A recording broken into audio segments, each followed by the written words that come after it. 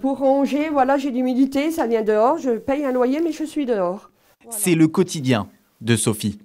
Depuis plusieurs mois, cette locatrice du bâtiment Ardennes de Saint-Dizier vit des moments difficiles dans son appartement. Les murs sont couverts de taches sombres dues à l'humidité, les fenêtres laissent le froid s'infiltrer et des restes de cigarettes sont lancés sur son balcon par ses voisins.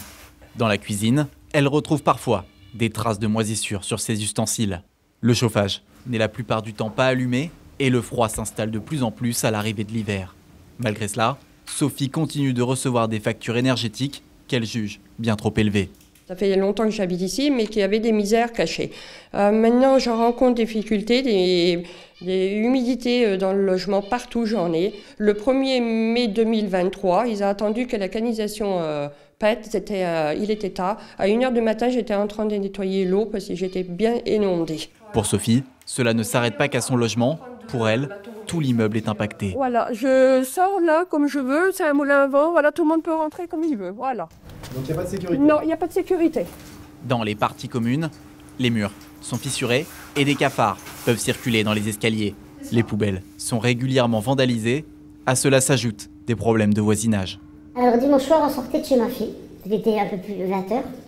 Donc on a ouvert la porte et on a vu du sang. On a causé avec un monsieur qui habite là. Et lui, il a ramassé des poils de sanglier par terre. Et il s'y connaît, il dit ça, c'est un sanglier. On a vu un cafard courir. J'appelle l'OPH. Vous n'avez qu'à vous débrouiller, c'est vos responsabilités. Le voisinage se montre parfois même dangereux. Tu m'as dit que j'allais bouffer ta grosse chatte de merde. C'est ce qu'elle m'a dit 2 fois, 3 fois. Elle m'a dit 2 fois. À Saint-Dizier, plus de 7000 personnes vivent dans des locations de l'OPH. Le parc compte aujourd'hui plus de 3750 logements, datant des années 60-70.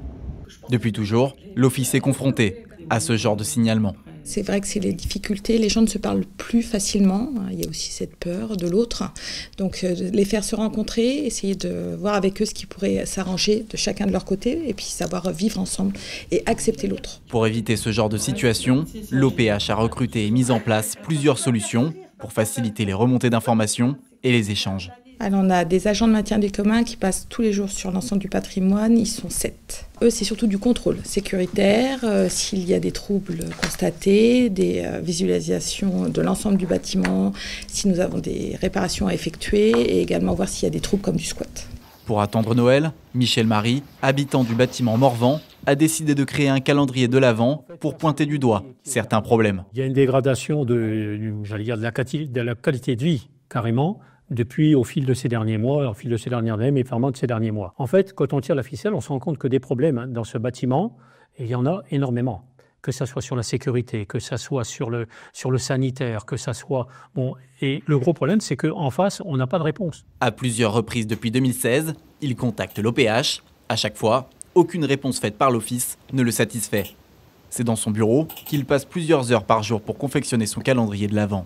Les idées viennent, par exemple, en prenant chaque thème. Et là, j'étais parti sur les aspects sanitaires. Parce qu'on a parlé au départ de la casse, on a parlé d'incivilité, de la malpropreté, des lieux communs qui sont des potoirs et autres. Mais un des aspects quand même très importants, c'est l'aspect sanitaire. Dans ces lieux, les portes n'ont plus de serrure. Tout le monde peut accéder au local technique, mais ce n'est pas les seuls problèmes. Ils ont sorti tout pour voir ce qu'il y avait dedans. Les gens ne mettent plus rien dans leur cave. Autrement dit, ils payent quand même la location de la cave, bien entendu, mais le résultat, les caves sont quasiment toutes vides. Les vitres sont régulièrement cassées. Une porte d'entrée dans le bâtiment ne ferme plus. D'après Michel, cela ouvre aux incivilités au sein du bâtiment. Pour l'OPH, ces désagréments sont liés à un changement de mentalité. Donc c'est pas le phénomène, l'ancienneté du patrimoine, c'est on le nettoie. Alors après, il n'est pas flambant neuf, mais il est propre. On peut avoir des gens qui descendent des poubelles, mais qui vont pas les mettre au bon endroit, où ça coule dans tous les escaliers et on nettoie pas. Les fréquences de passage, elles sont là, c'est entre deux passages que c'est compliqué. Chaque année, des milliers de signalements similaires sont adressés à l'OPH. Les habitants, souvent excédés, attendent des solutions concrètes.